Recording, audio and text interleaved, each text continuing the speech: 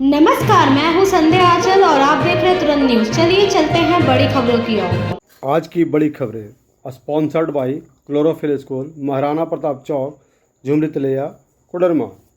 देहरादून के एक boarding school में दो दिव्यांग नाबालिग बच्चों के साथ शारीरिक और मानसिक शोषण का सनसनीखेज मामला सामने आया है। यूपी के मुरादाबाद निवासी एक महिला ने पुलिस को बताया कि उसने अपने दिव्यांग बेटों को पेंसिल बॉक्स नामक बोर्डिंग स्कूल में अप्रैल में दाखिल दिलाया था।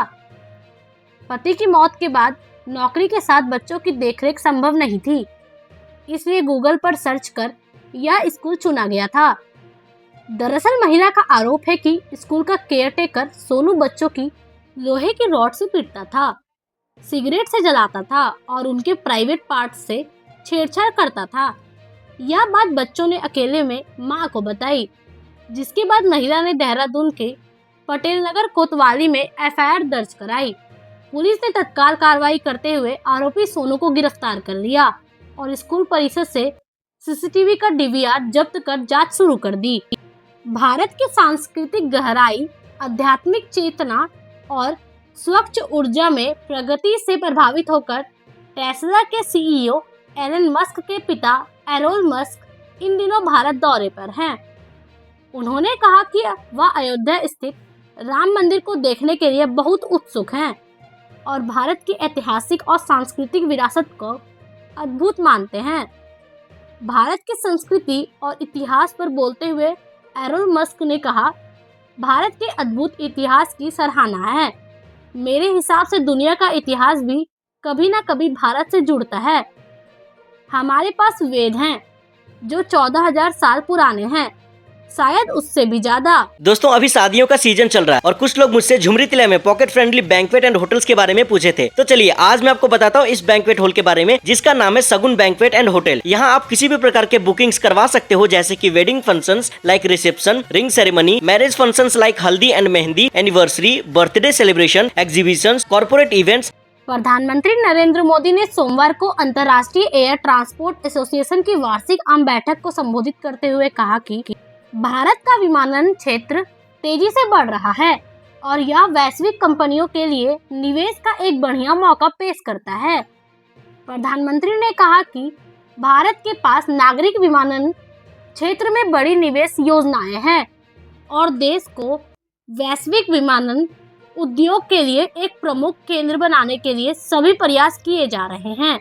उन्होंने उम्मीद जताई है कि भारत के विमानन क्षेत्र में इस तेजी से विकास को देख विश्व के अग्रणी विमानन कंपनी निवेश के लिए प्रेरित होंगे। छत्तीसगढ़ के सुकमा जिले में सोमवार को 16 नक्सलियों ने आत्मसमर्पण किया। पुलिस के अनुसार इन नक्सलियों में से 6 पर कुल 25 लाख रुपए का इनाम घोषित था। इनमें से 9 नक्सली किरला पिंडा ग्राम पंचायत के थे, जो चिंतलनार थाना क्षेत्र में आता है।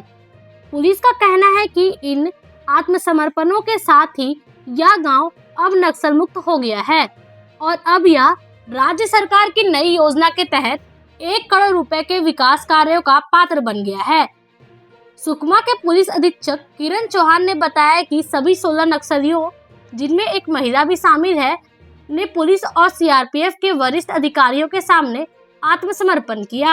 And much more. अगर फैसिलिटीज की बात करूँ तो आपको यहाँ पर 2 बड़ा AC halls, beautiful rooms with attached bathroom मिल जाएंगे, वो भी फुल्ली फर्निश्ड। यहाँ के रूम्स आपको वेल वेंटिलेटेड मिल जाएंगे with AC and geyser facility. इसके अलावा यहाँ आपको प्रीमियम लिफ्ट फैसिलिटीज मिल जाएंगे, सो दैट कि आपको स्टेयर्स चढ़ने उतरने की प्रॉब्लम ना हो। और तो और यहाँ आपको एक बड़ा बेसमेंट पार्किंग एरिया मिल जाएगा, जहाँ पर आप bikes and car easily park कर सकते हैं। Also you will get 24।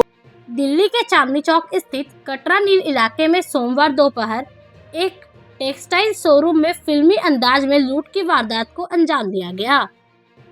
इस दौरान बदमाशों ने पहले फायरिंग की, फिर 35 लाख रुपए लूटकर फरार हो गए।